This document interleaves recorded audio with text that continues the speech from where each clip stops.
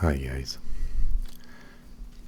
For today I wanted to make a short video about Toni Morrison and one of her most famous novels, Beloved.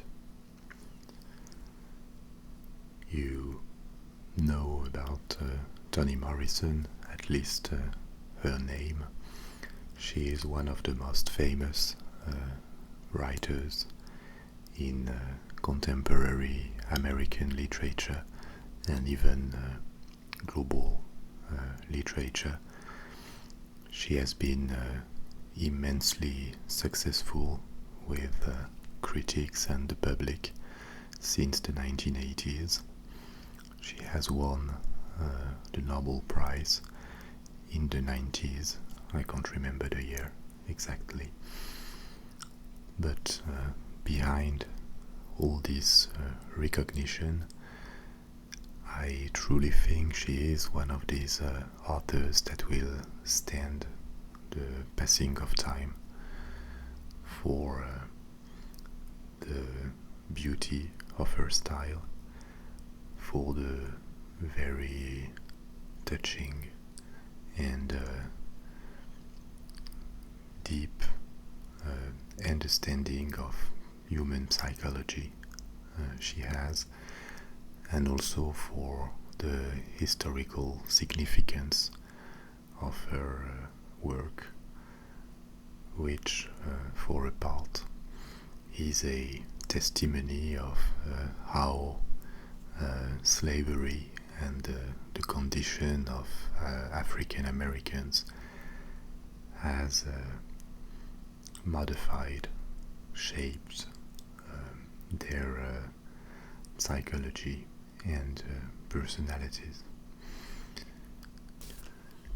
in a brilliant way.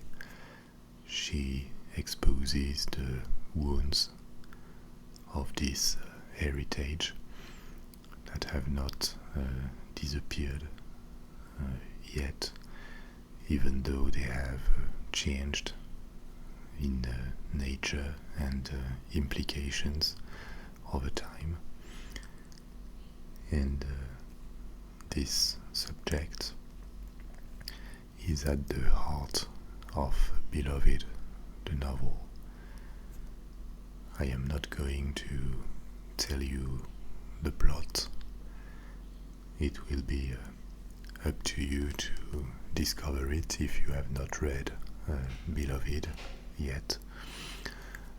But the central character of Beloved is a woman called Sethe, who was a slave earlier in her life, and the novel takes place a few years later, after slavery was abolished. But she still has to live with, to deal with the consequences of this life experience.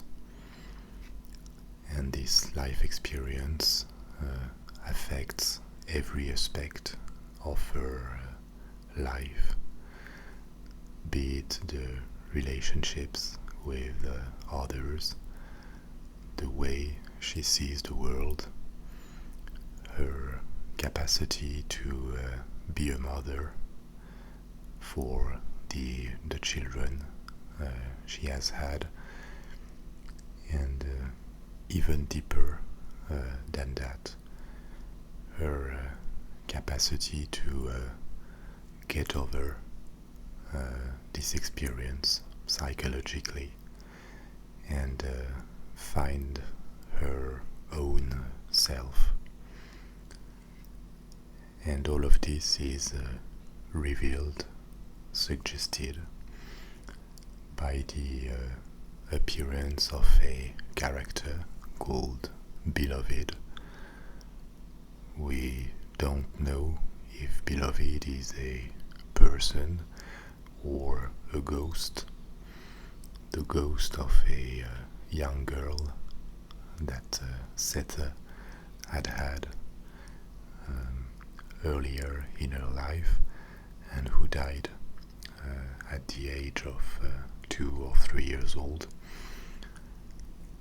But I will let you discover what is the heart of this novel. The one important thing behind the story is that this is so beautifully written that it is almost a physical experience. At least when I first read Beloved, that was the case for me, and really one that makes you tremble and feel full of gratitude for the author. I hope this will give you a wish to read Beloved. This is not an easy book to read. The vocabulary and the fact that things are more suggested or implicit than explicit requires concentration, but it is definitely worth it. Now I would like to read you the first 2 pages of the novel, and I hope you will enjoy this short reading. 1 to 4 was spiteful, full of a baby's venom. The women in the house knew it, and so did the children. 4 years, each put up with the spite in his own way. But by 1873, Sether and her daughter Denver were its only victims. The grandmother, Baby Suggs, was dead, and the sons, Howard and Bugler, had run away by the time they were 13 years old. As soon as merely looking in a mirror shattered it, that was the signal for Bugler.